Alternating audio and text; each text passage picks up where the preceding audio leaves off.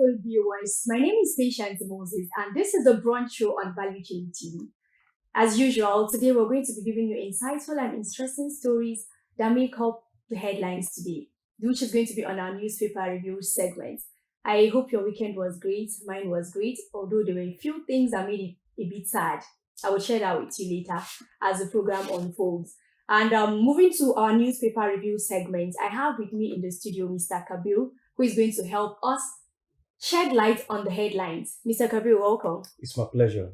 How was your weekend? My weekend, I was thinking maybe you were not going to ask me my own weekend, but it was so sad. Okay, thanking God for that. Yeah. So we're going to be moving straight to our newspaper review segment. A lot of stories in the newspapers. We're going to pick a few, looking at time constraint. So we're moving to Tribune newspaper. And the story making the headline says, resident loot warehouse in Abuja, steal food items. Vandalized building belongs to FCT Agric Department. Police arrest 15 suspects, recover 26 bags of maize. This is actually very, very alarming. It's becoming alarming because the last 2 weeks this thing happened was in Niger State, where a truck laden, was barricaded by some youths along Niger to Suleja axis. Last week it was Katsina, where the Boa cement, laden was actually carrying some foodstuff like spaghetti and rice. It was also barricaded. And now is in the Federal Capital Territory, in the power state of Nigeria. This is actually very alarming. This tells you how people are suffering. If youth in a particular community can gang up and like, okay, let's go and boggle the warehouse, it means they have it's a planting, and what resulted to that planting is a hungry. Because most of them maybe have some parents that, maybe they lost their job and the salary is not forthcoming, and they need to keep food on the table for them. So they were like, okay, though it's a decision that is very dicey because you can't just stand up and bubble somebody's, government property and you feel free. No, it's not. But I think this is a call for government for them to do the needful so that the situation will not get out of hand. Yeah, that's true. Something has to be done. Something has to be done. So the situation doesn't get out of hand. And then hopefully, I also came across a few headlines where some paramilitary groups are saying they're going to start distributing some grains also. And then I also saw another one where they said Ukraine, as an act of humanitarian aid, they gave 25,000 tons of grains to northern part of the country, especially where they have crises and all manner of things. And this is also a cry out call to the government. Please, they should help. Things are actually getting out of hand. If people can actually stand up and decide to loot warehouses, they will do something. They will do greater things to make sure they put food on their table. Well, that aside, we'll move on to another newspaper. This is on the Guardian newspaper. Telecoms may lose 83 billion naira monthly over disconnected telephone lines. Well, this actually, I know I was actually expecting this because last week the figure was not as much as this. This tells you that we Nigerians, like some of us actually, like doing decision, like making our own decision at the 11th hour of any time, because it shows you that some people have this like a lackadaisical attitude, because before now they have been sending these texts since last year, if I could remember. Even if you link your NIN, you still get a text to show you that yes, these people mean business, that go and do that before your line is being blocked. But now people's lines are blocked. You can't blame the NCC or you can't blame the telecom. You can't. The problem, the blame goes to you because you have been informed. You have been texted several times, and it takes you nothing to do this NIN. It's just sitting down, giving yourself that precious 10 minutes, so that at least you'll be on the safer side. Well, for the telecoms to lose this, I know it will happen because, most lines are not registered, even as we speak right now. Because Nigerians have this attitude of, okay, I will do it tomorrow. That tomorrow will get 3 months. And they won't do it. Yes, instead of that, it will both affect, the user of the line and the company that is in charge. Yes. So definitely, I know it will happen, and they need to do the needful so that at least.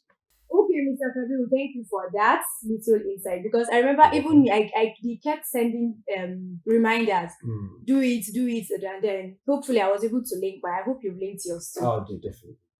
Okay, so we are moving to another headline. This one is on Vanguard newspaper. Nigeria, Qatar sign agreement on education, solid minerals, others. Tinubu to Qatar investors. Report any bribe-seeking cabinet member. No, this is a 2-in-1 thing, and I like it. Well, if our country can be going out, to sign agreements with other countries, it tells a lot about our country that we're not just being matured, but economically we can advance. Scientifically we can improve. Our innovators, you understand. Even it will go down to where the secondary school level, where a country will come and give us a pat on the back, especially in education and solid minerals and all that. Okay. It gives us a very good advantage because it will even tell on our education system of government, because when you sign agreement, it means it's rub my back, I rub your back, and the both countries, will have that mutual relationship and understanding will linger on, and it will go along to strengthen our economic ties.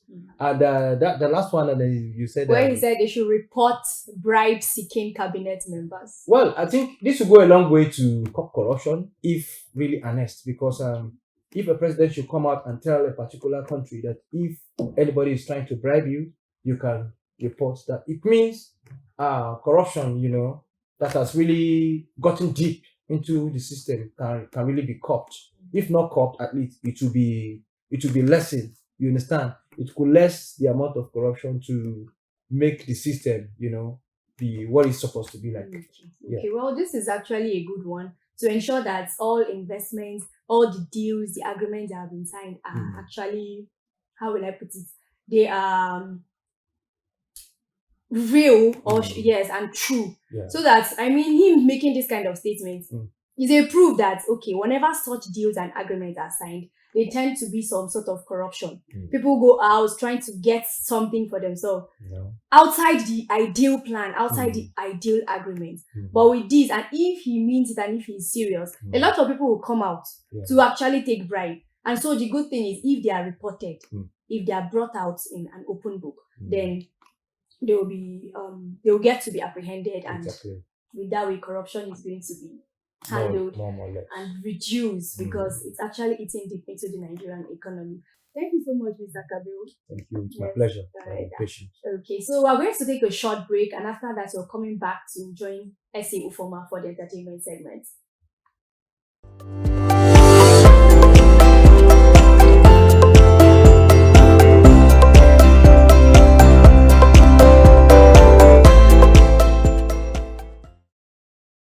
Welcome back from that short break, and on this note, we are going to be moving straight to the entertainment segment, which of course, if you can tell from my face, it's like there's even nothing entertaining about today's segments, because like I said, the weekend was really sad. The news was everywhere, it was trending, everyone was just sad. We lost another hero, we lost another icon, Mr. Ibu as he's popularly called. That's a sad one. That is really sad.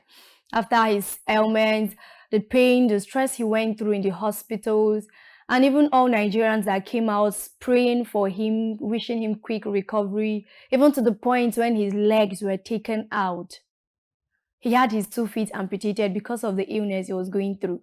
And unfortunately, we lost him on Saturday to a cardiac arrest. May his soul rest in peace. We're going to join SA Ufoma. She's going to give us a little details about him, should I say a short biography of Mr. Ibu while he was alive, the things he was able to achieve, and his massive contribution to the entertainment industry. Okay, and I'm sure everyone felt this, because a social media report from the Actors Guild of Nigeria, Mr. Emeka Rulers, yes, he was saying that this is a very sad one to the guild. They've lost another hero, they've lost another actor, and which is also very sad. That aside, few hours before Mr. Ibu's death, that of Quadri Oyebamiji was also announced. And then the fact also that Kate Henshaw also lost her mother. A lot of sad news over the weekend, but then we hope they are resting in peace. So we're going to join S.A. Ufoma to give us the details of his life, his accomplishments, and some of the achievements that he made in the Nollywood, in the entertainment segment as a whole. Over to you, S.A. Ufoma. John Okafor, popularly known as Mr. Ibu, was a Nigerian Nollywood actor and a comedian from Enugu State.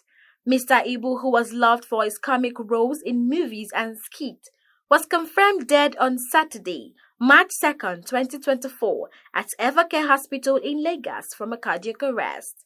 His death came barely 24 hours after another actor, Quadri Oyebamiji, also known as Sisi Quadri, passed away in Osun State. John Ikechukwu Okafor was born on October 17, 1961. In October 2023, the veteran actor was reported ill and required financial assistance. In November 2023, Okafor's family confirmed that one of his legs had been amputated to keep him alive. The comic actor came to the limelight in 2004 with the movie Mr. Ibu, featuring another popular actor, Osita Iheme. Okafor acted in more than 200 Nollywood films, including Mr. Ibu, Mr. Ibu and His Son, Coffin Producers, Husband Suppliers, International Players, Mr. Ibu in London, Police Recruit, and many others. On October 15, 2020, the veteran ventured into music and released 2 singles titled This Girl and Do You Know. In 2012, he called for an end to homosexuality in Nollywood. He described it as akin to a virus. He has won the African Movie Academy Award for Best Actor in a Leading Role, Best Comic Actor in Nigeria, and Best Actor in a Comedy in the African Magic Viewers' Choice Awards. He was also conferred the title of the Member of the Order of the Federal Republic, MFR.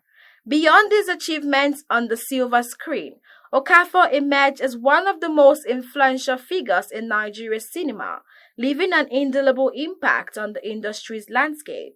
His contributions to the realm of comedy not only entertained audience but also inspired a new generation of aspiring actors and comedians.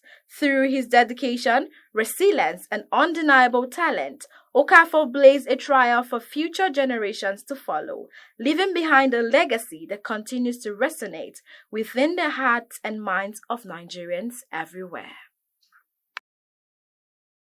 Thank you so much, S.A. Ufoma. That was quite educating. Thank you so much. We've gotten a little more about him other than his name and the fact that he was a lover of comedy, the fact that he was very bright, humorous, and always wanting to make people feel the fact that he's there. Thank you so much. And I must say, beyond his achievements, Mr. Ibu has left a legacy, or should I say, he's leaving a legacy for us. He has put a lot of smiles on people's face. And with this, I'm going to say this, and this is like a challenge to us all, that we never know when we are going. We never can tell when we're going to leave. So with the little opportunity we get, with the little privilege that God has given to us to be alive, it is important that we try as much as possible to put a smile on people's face. I know we are sad. I know things are not going well.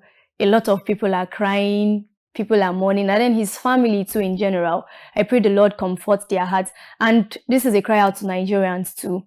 Let's try to support them with the little words of encouragement and the little prayers that we can also have to give. And to Kate Henshaw and the family of Sisi Quadri, may God also comfort them. And I pray we don't get this kind of news again from the entertainment segment. I don't like bringing sad news to us. I like it when the news is always very interesting and all just to get us happy and not bringing sad news to us. On this note, I'm going to be wrapping up. I don't want to go away, but I have to go away. See you again next time. I am Patience Moses. Thanks for staying with us.